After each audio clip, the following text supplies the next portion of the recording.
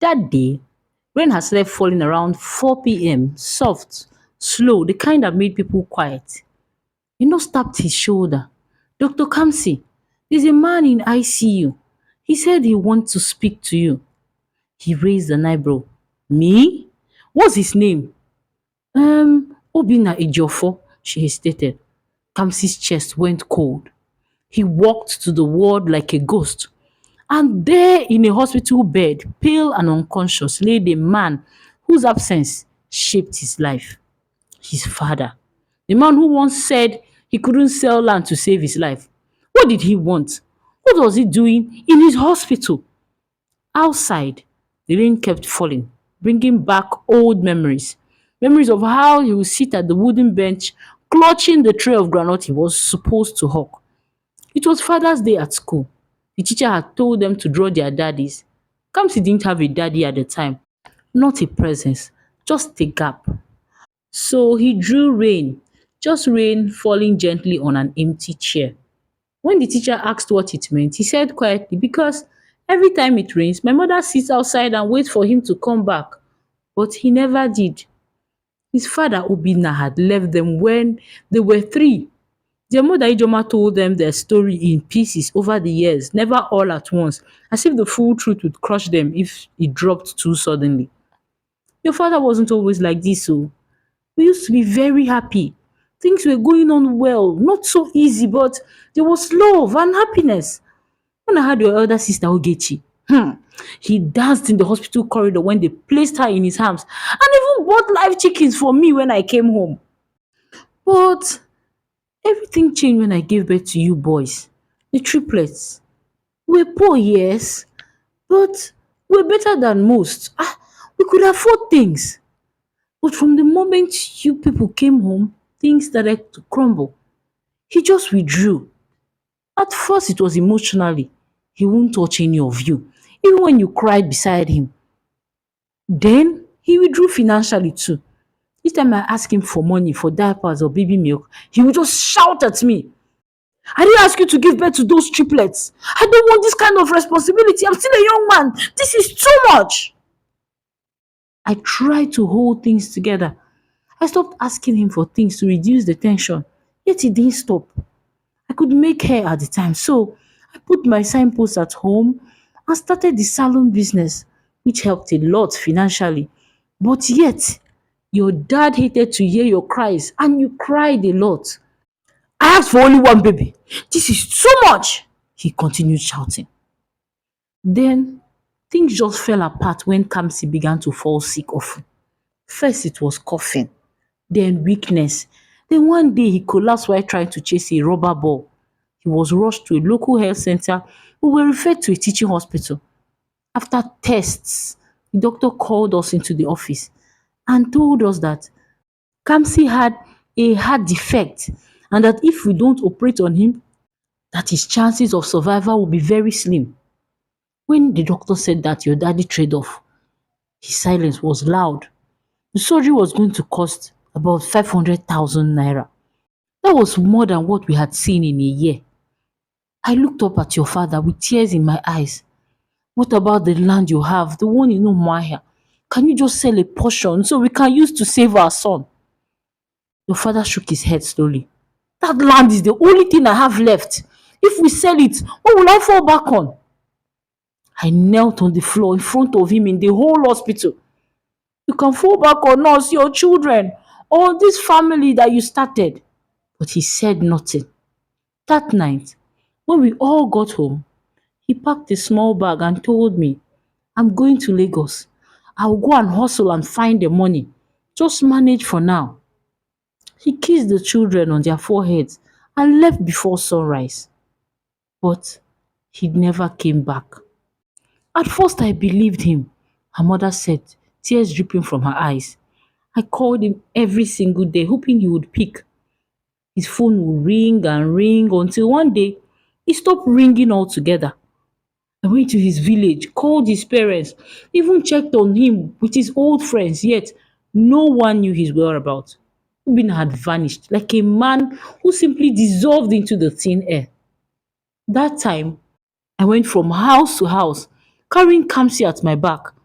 with a bowl in my hand like a beggar asking for assistance, just so Kamsi would leave. I got assistance from them, which helped me buy drugs.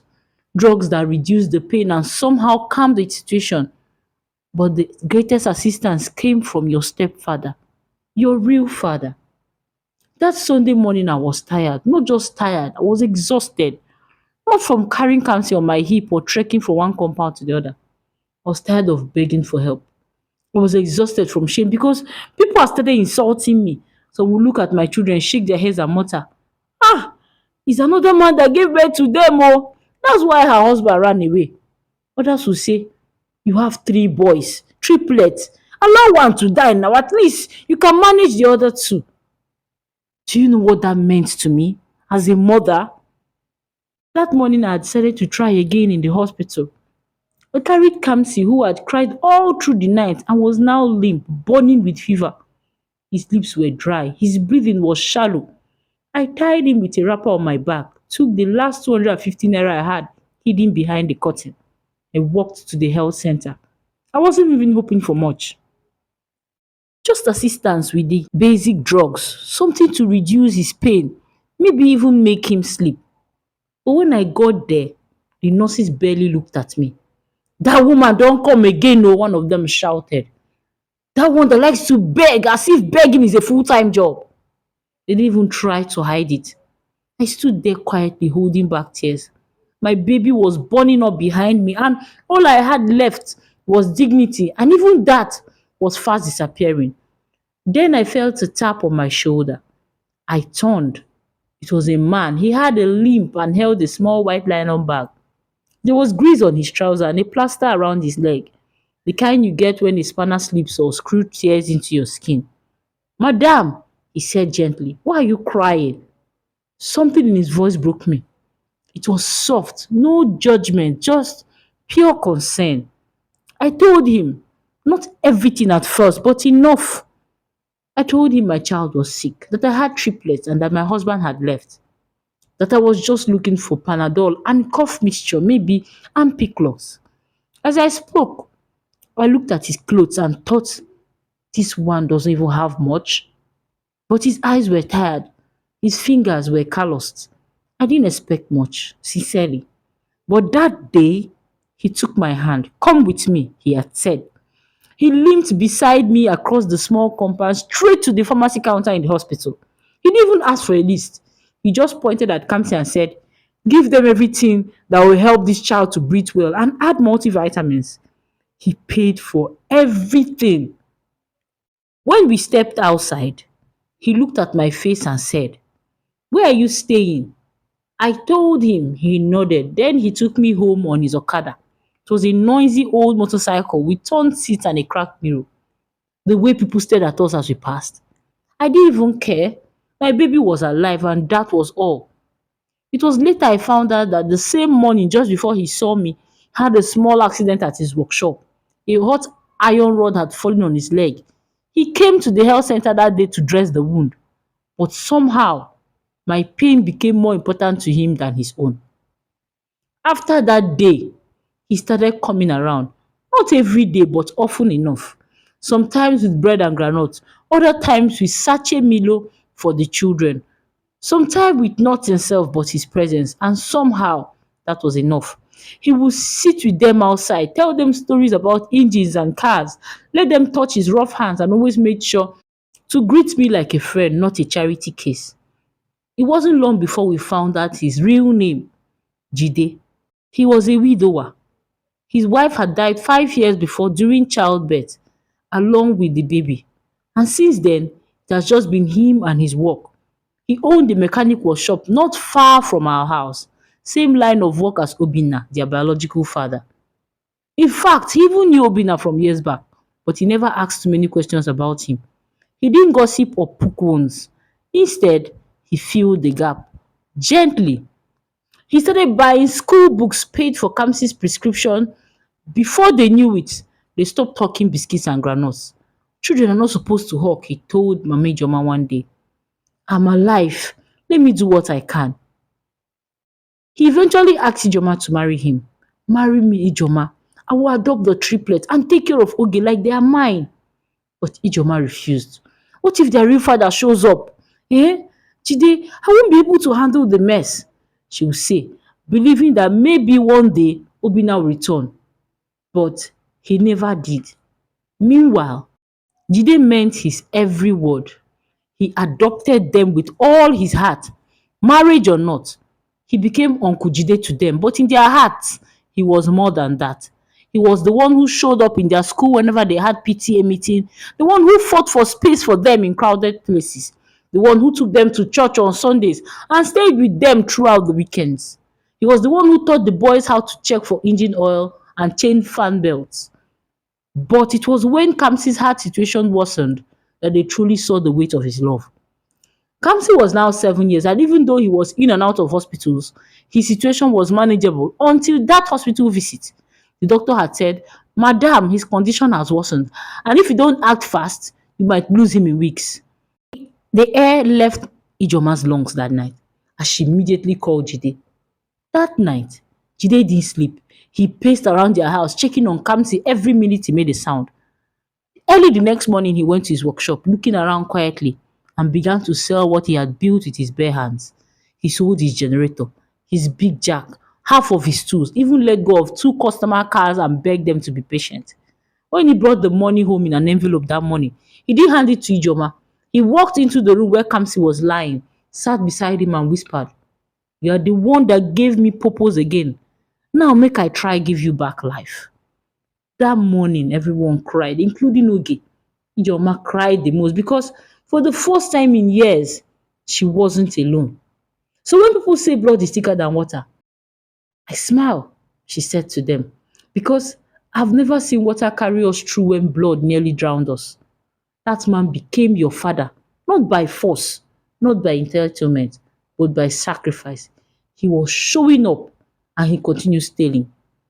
He wasn't perfect, but in a world full of men who ran, he walked toward our fire and sat in it with us. They got married quietly after that. After she heard that Obinna now had a new family in Lagos and was doing very well but didn't care about them. There was no Ashebi during her wedding. It was just a white canopy in front of the compound, quiet, and neighbors who brought plastic chairs from their homes to support. The triplets danced in matching shirts and oversized trousers. Ogechi cried from beginning to the end. Kamsi sat beside Jide like a shadow, refusing to leave his source. That day wasn't perfect, but it was theirs. And from that moment on, everything started to change. Life began to shift little by little. They moved into Uncle Jide's house, a one-bedroom apartment in the outskirts of Umongasi. Things also shifted for their stepfather after their marriage. Customers began to come more frequently to Jide's workshop. One of them, a retired soldier, told his friends Jide was a mechanic with good spirit.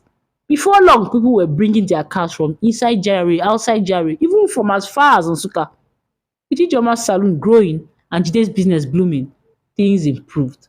There was peace, there was progress, and more than anything, there was love. Jide didn't just pay for their WAEC, he sponsored their passports.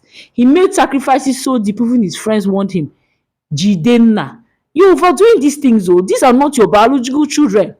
But he would laugh and say, na me be their papa, don't argue. He sent Ogechi abroad first to study nursing. Then soon Tochukwu and Ekene followed, engineering and digital tech. Kamsi went lab because his illness brought a little setback. When he finished his WAEC, Jide made sure everything was ready, but Kamsi didn't leave immediately. He hesitated. I'll go, he told his mother one night, but I'll come back oh. Ijoma looked at him confused. Come back to do what now? He stared at the ceiling. I want to build something here for people like me. And he did. After finishing his training abroad, he excelled beyond what any teacher expected and was offered a lot of grants. He came back with that, and with a quiet determination and a dream in his hands, he built St. Caleb Heart and Cardio Center in Aba, a clean two-story hospital with white walls, new machines, and a simple mission to help children with heart conditions, whether they had money or not. People called him stubborn, said he could have stayed abroad and made millions. But Kamsi would just smile and say, if Jide could give everything to save one child he didn't even know, why shouldn't I use everything to save many? So imagine the irony years later when an unconscious man was wheeled into the ICU. When the nurses came stating that the man was looking for him, Dr. Kamsi, the same boy he had left for the dead after he refused to sell a portion of his property. Imagine his shock when he heard the name Obinna Ejiofor and walked into the ward to see the very man who left him to die now fighting to live inside the same hospital he had built. It wasn't just life coming full circle. It was karma, grace, and legacy all seated in the same room. Because Kamsi didn't forget. He never forgot what it meant to suffer. He never forgot drawing pictures of rain on empty chairs. But most of all, he never forgot who stayed. Because sometimes the real fathers are not the ones who plant the seed, but the ones who water it, who kneel in the storm, who hold the house up with blistered hands when the roof is leaking, the ones who give even when they have nothing left but love. To every man who has been present, to every man who chooses presence over convenience, who sacrifices comfort so his children can sleep well, who gives his last coin without announcing it, who shows up not for applause but because it's the right thing to do. Happy Father's Day. We see you, we honor you, and we thank you. Thank you so much for watching this story to the end. This is a special episode for the Father's Day today. I hope you enjoyed it. If it touched you, made you cry, smile, or remember someone there, please don't keep it to yourself. Tell us in the comments what's one thing your father or father figure did that changed your life forever. Or have you ever been loved by someone who didn't have to? Finally, tag a father figure, a man who showed up when it mattered, because stories like this, they deserve to be shared. Till next time, this is Summer signing off with love, truth, and gist that stays with you long after the screen goes dark. Thank you so much for watching. Please subscribe. See you in the next one. Bye.